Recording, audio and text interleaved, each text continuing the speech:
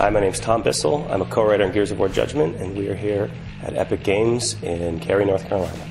I'd like to start by talking about some of the history when it comes to Gears of War. Let's start with the Pendulum Wars, because that's something that keys into the story that people will be playing through in Gears of War Judgment. Yeah, the Pendulum Wars are a very important part of our backstory. They're a very important part of the mood, the atmosphere of the game.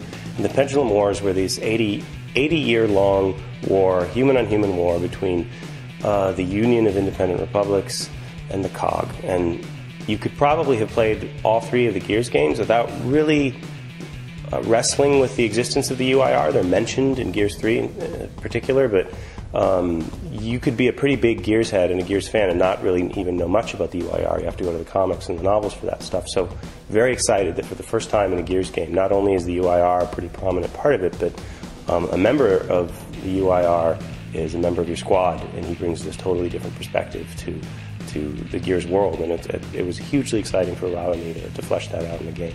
When it comes to the bigger transmedia world, there have been comics and novels. How do you guys work when it comes to keeping the story straight within the Gears universe? Well, what's cool about Gears is that, unlike a lot of games like this with huge, rich worlds, that there's not really a Bible. What there is there's a small group of people at Epic who are kind of the ultimate arbiters of Gears lore. And so, one of the first things we asked for when we got here were, hey, do you have maps of these places, or is there like a kind of compendium of information we can go to? And there really wasn't. So that's really exciting because it gives you a lot more freedom as a writer to sort of explore stuff, and there's just a lot more blank space to put paint on the canvas. And again, that was actually really great. I never felt like we were trapped in any decisions that other people had made a long time before us that boxed us into things. So I really like the looseness of the way Epic handles the lore of the Gears world. And when it comes to this new world of Judgment, there actually will be maps, and it actually is a more cohesive environment people will be playing through. Can you talk a little about that aspect of building this out? Yeah, so in previous Gears games, they were really sprawling, right? And you went to a lot of different places, a lot of different kinds of environments. And in this game, the story all takes place in one city. It takes place in a 12-hour period. And the journey you take in throughout the game is all of the stages of your journey.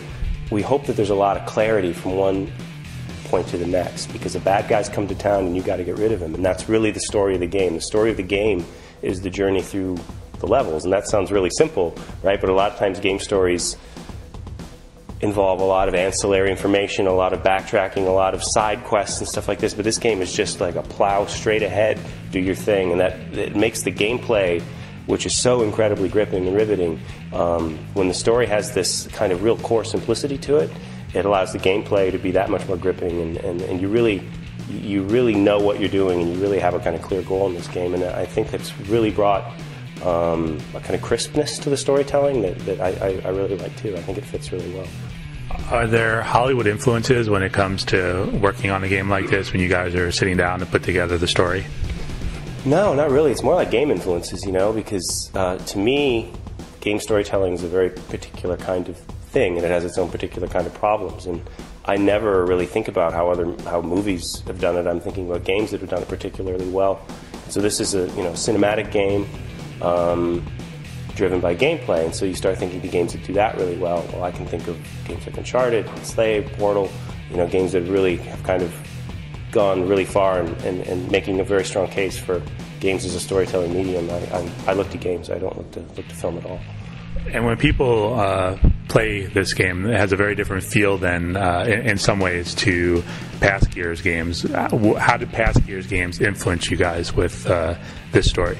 Well, the characters, really, and I think you could go to most gamers and ask them to come up with a kind of group of people in a shooter, right? There's not a whole lot of franchises that most gamers could kind of list off on one hand, like the four central characters, and Gears has that. Dom, Barrett, Cole, Marcus. So the idea that Gears is a story, it's a character game, and people love hanging out with the characters. And a big, important part of a Gears game is the banter between the guys as they're going.